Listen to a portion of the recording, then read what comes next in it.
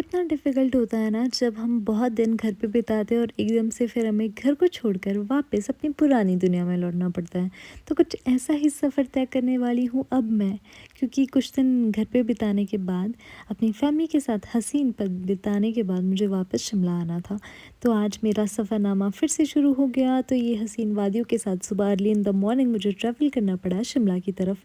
तो ये आप देख सकते हो बाहर के नज़ारे, जहाँ से मुझे ठंडी ठंडी हवा का एहसास हो रहा था।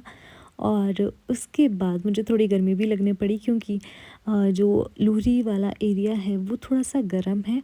तो इतना मेरी घर पे उतनी ज़्यादा गर्मी नहीं होती जितनी कि इस जगह पर होती है।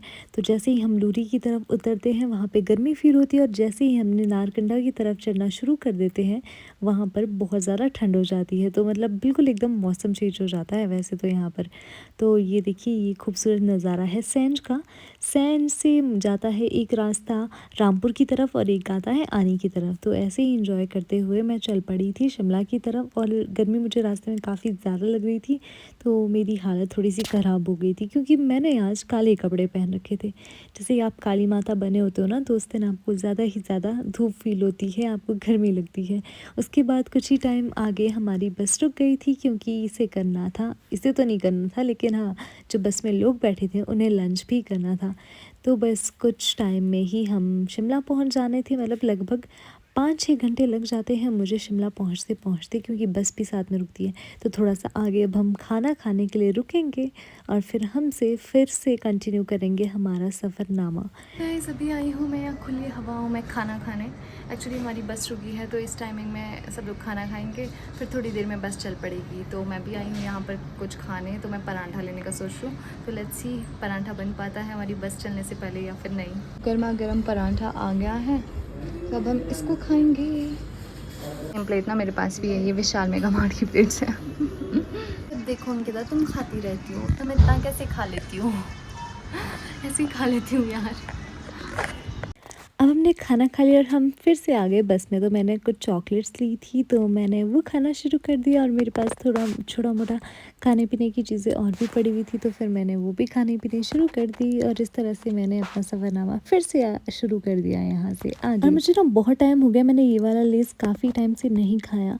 आप मुझे बताओ, आपको कौन-सा वाला लेस सबसे ज़्यादा पसंद है? हम तो वैसे ग्रीन यानी कि अनियन वाले फ्लेवर को ज़्यादा खाते हैं यूजुअली, लेकिन हाँ, मुझे लेमन फ्लेवर भी अच्छा लगता है और पोटैटो फ्लेवर भी अच्छा लगता है। बाकी अगर मुझे कई बार सिंपल खाने का मन हो, तो वो येलो सा आता है ना कलर में जो आता है, मुझे उसका नाम नहीं और मुझे उसका फ्लेवर भी नहीं याद आ रहा, लेकिन वो शायद सॉल्टी होता है बस। तो वो भी मुझे बहुत पसंद है जब मेरा मूड वैसा कुछ खाने का करता है तो। लेकिन it's up to my mood, ऐसा मेरा कोई फ़ेवरेट नहीं होता है खाने में। तो मैं सब कुछ खा लेती हूँ, मुझे टेस्ट करना, नई-नई चीज़ें टेस्ट करना और ट्राई करना अच्छा लगता है। तो मैं कुछ भी ट्राई कर लेती हूँ, भले ही वो कितना ही बकवास और बुरा हो, वो खाने के बाद ही समझ आता है ना टेस्ट तो। तो मुझे नहीं पता मैं इतनी खुश क्यों हो रही थी, लेकिन शायद मैं यहाँ पे अच्छी आ रही थी, शायद इसीलिए मैं इतनी खुश हो रही थी। एनीवेज़, हमारी बस ने फिर से चलना आरंभ कर दिया है, तो अब हम आगे की ओर बढ़ते जा रहे हैं, और हम एंजॉय कर रहे हैं गाने जो कि बस में लगे हुए थे। मैंने अपनी ईयरफ़ोन्स वैसे ही बंद करके रखे हुए थे, क्योंकि मैं अपनी बैटरी को सेव कर रही थी और एंजॉय कर रही थी मेरे लेस। इट्स सो यम्मी और क्रंची, लेकिन इतने भी नहीं है, मुझे नज़र मत लगाना, ओके गाइस। तो ये देखिए, अब हम नारकंडा की ओर बढ़ते हुए, और आपको यहाँ पर धुंध का एहसास हो गया होगा। तो ये है थोड़ा सा ठंडा ठंडा इलाका, और हम जो है इस ठंड को भी इंजॉय कर रहे हैं। वैसे ठंड इतनी बुरी भी नहीं होती यार, ठीक ठीक था वैसे यहाँ पर, ऐसा भी कुछ नहीं है। और थोड़ी ही देर में देखिए हमने सुख की सरकार की तरफ मूव ऑन कर दिया, और हम पहुँच गए शिमला की हसीन वादियों में। ये है संजौली के नज़ारे, सामने आप देख रहे हो सुख जी की सरकार। अब मुझे ये ज़रूर बताना, अगर आप हिमाचल से हो, सुख की सरकार है या दुख की सरकार है? क्योंकि ये तो आप ही बताओगे ना हमें। एनीवेज़, हम चल पड़े हैं अब यहाँ से लोकल बस की सवारी करते हुए थोड़ा और आगे, और अब हम पहुँच चुके हैं शिमला में। तो गाइस, कुछ ऐसा रहा मेरा आज का दिन। और उसके बाद हमारी, आपको पता ही है, लोकल बस में ट्रैवल करना काफ़ी इजी और असेसिबल रहता है, क्योंकि ये चीप भी है। आप 15 से 20 रुपए में शिमला के एक कोने से दूसरे कोने में आराम से पहुंच सकते हो। तो मुझे शिमला का ट्रांसपोर्ट काफ़ी पसंद है इसी वजह से। और अगर आप गवर्नमेंट बस में बैठते हो और आप एक लड़की हो, तो आपको तो और भी फ़ायदा मिल जाता है, किराया थोड़ा-सा कम लगता है।